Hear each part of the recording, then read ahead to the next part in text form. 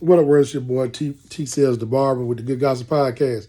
Um, a good subject this week is who should we help? I think about the old Bobby Womack song. He said, I like to help a man when he's down, but it's hard to help him much when he's laying on the ground. And too often we help the people that really don't need it. The people that go out all year long and ball and do what they want to do. They go to the club when they get ready. They go out to eat when they get ready. They go to all these different places, but when they get broke, they think that we should just give them our money. We don't do nothing. We sit around the house and we save because we understand that it's our season to save. It's our season to stay home. It's our season to enjoy our family. I'm starting to see that a lot of people, especially where I'm at in Jackson, Mississippi, and that's surrounding areas outside of Jackson too, not only Jackson, people are balling more now than they ever balled before. I see a lot of people going to the different clubs in Jackson. I'm not calling names, the club names, but I see these people. I see you. It's some of the same people that I left at the catwalk, that I left at the party house, that I left at the catwalk party house, Inez and all these different Tiffany's and all the different places. And I left them, and they're still partying. And when I look around, some of them still don't have nothing. And don't get me wrong, there's nothing wrong with going out every now and then. Is that what you like? I like to hunt. I like to fish, and so that's what I do. It's all right to have enjoyment, but I do know that the hunting and fishing are extracurricular activities. So I can't go every time I want. I can't go spend money because it costs to do those things. But you're balling. Some people have been balling all year, especially in the football season. You've been from Miami all the way headed to Atlanta. You've been balling. But now's the time of the year that you need your money. But you want us to get over there and give you our money.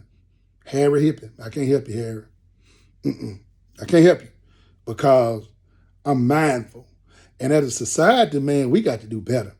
I think it's so much the money that we spent just on cars, clothes, and entertainment. And we took that money and collabed and came together and tried to buy back Jackson.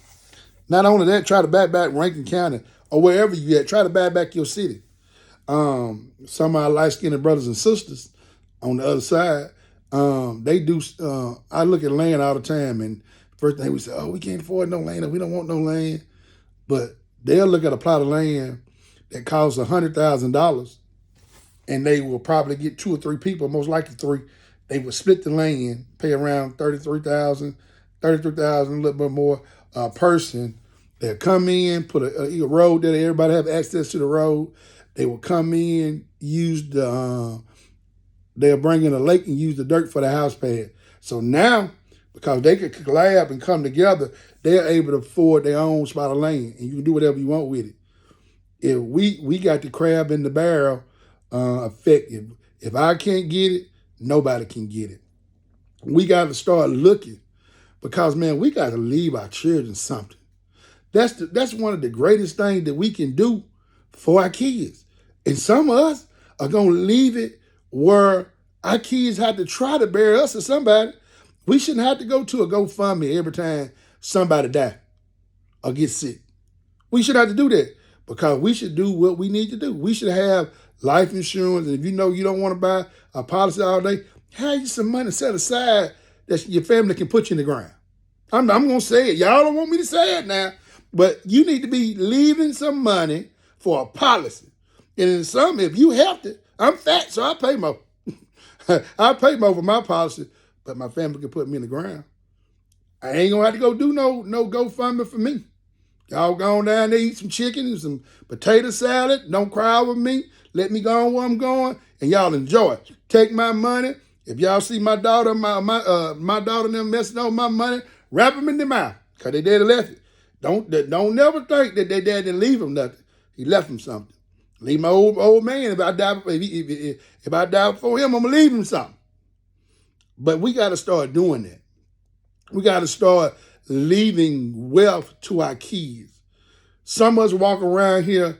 A dude told me the other day, one of my good homeboys, so they went to the club to celebrate something he was having in his life, and they went to one of the clubs, not gonna call name, and they said they paid $220 for a bottle in the club of food. He got it, but I'm talking about anybody that go down there and pay $200 for a $40 bottle is a food. It's a big food. But then them same people go all week, eat hot dogs, and put $2 in the tank. You know what I'm talking about? Let me get $2 in one black and mild and stretch out. We got to do better, man. We fail by the lack of knowledge. We perish by the lack of knowledge, however it go. We got to start doing better, man. We got to teach our kids at a young age. Man, I was so young. I was older when I found out what a credit score was. And not I knew about credit, but I didn't know the scores. That's the stuff that we got to teach our kids, teach our friends, whoever that want to know. I teach people daily, man, the interest rates, when to get a car, when to get a house. And this is the stuff we know. And I'm going to tell you now, this ain't the time to be buying a car and a house if you don't need to. Now, if you need one, your car leaking oil and you got to put a thing of oil in it from work back to the house, two quarts of oil, time to get you something. You know, you're going to have to just wait till the interest rate go back down, or your house is about to come out, your house is ragging and you want to get something for your children, go. Because we should leave them something. We should learn interest rates, and we should learn these stuff that the other races learn. Man, I know I'll never forget, man, I was young, man, and I went to get a car. I'm very transparent, man. I went to get a car, and man, everywhere denied me, man. Every time I look up, they denied me. And so what they had to do was, my mama and them couldn't help me out of this. They couldn't Harry Hippie me no more. I had to do this for me. I was grown. And I went to one of the last places I went to was the Cadillac, and they're going to get a used car, like a Buick LeSabre or something, high mileage, everything. And them folks told me 29% interest. And I said, my mama said, Junior, let's go. She said, no, you might need one, but you don't need none that bad.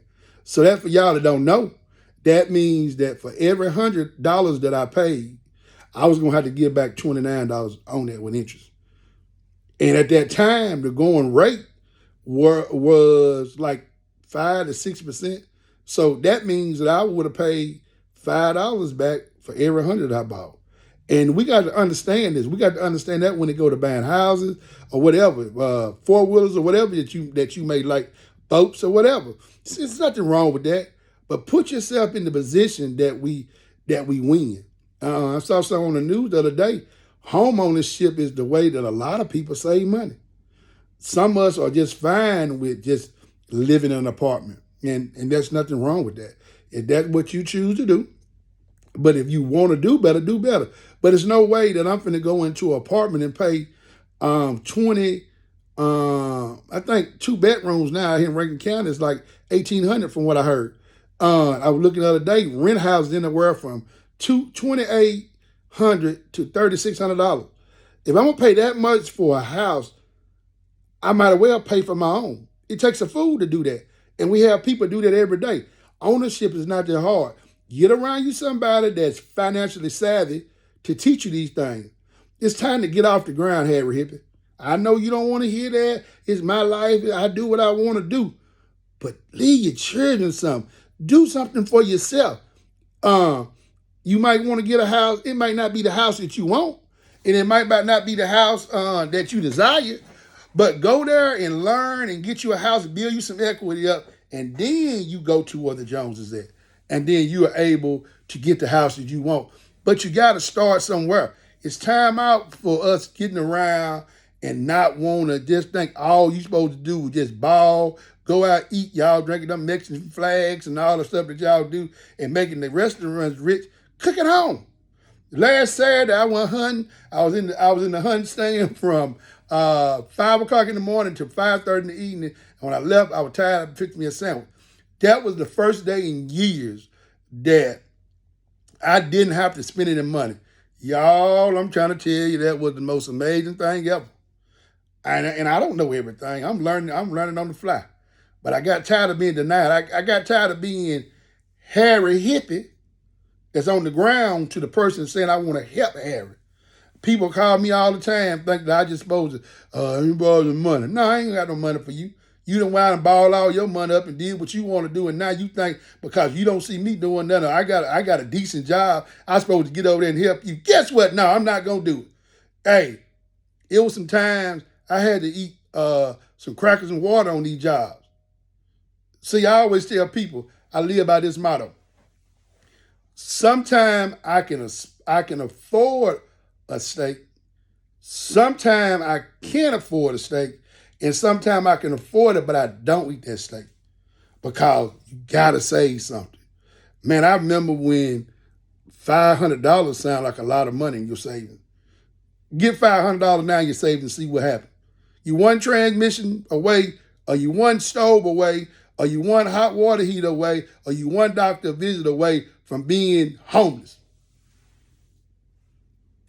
I'm just telling you. So you got to do what you need to do to get back, man. And we don't want to be, we want to get rid of that Harry Hippie mentality. We want to have some. We want to go back to what we used to be. When black folks owned land, they had land to pass on to their kids. Now we got a whole lot of money. We making way more money than a lot of our people. Man, my granddad bought, I think over, 20, 30, over 50 some acres. And with him and my grandmama on an 8th grade education, they was able to leave all 11 children at least 45 acres of land. That deserves a round of applause. Don't get mad at my granddaddy because he did that. One more time, granddaddy.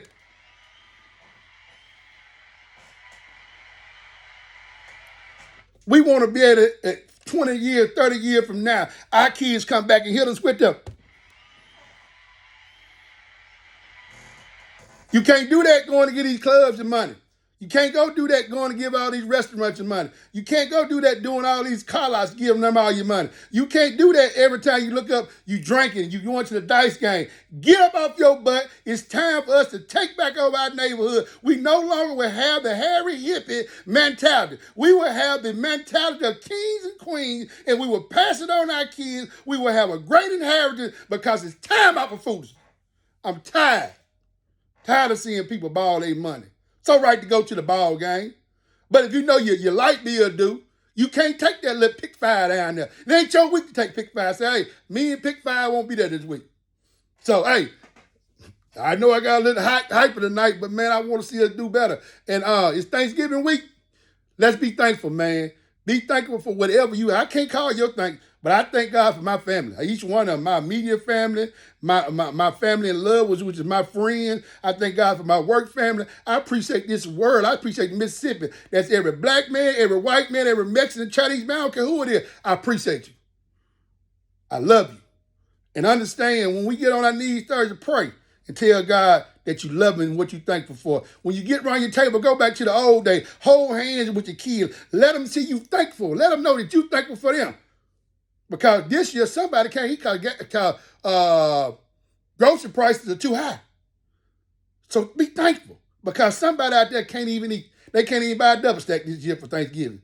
But you able to eat good pies and pecan pies, and potato pies, and all them buttermilk pies, all you eating pound cake and cheesecake and fried turkey, and somebody ain't gonna be able to eat that. Be thankful. Because God love you. He love you. And like I always said, man, always remember to push your purpose, man. Love y'all. Happy Thanksgiving.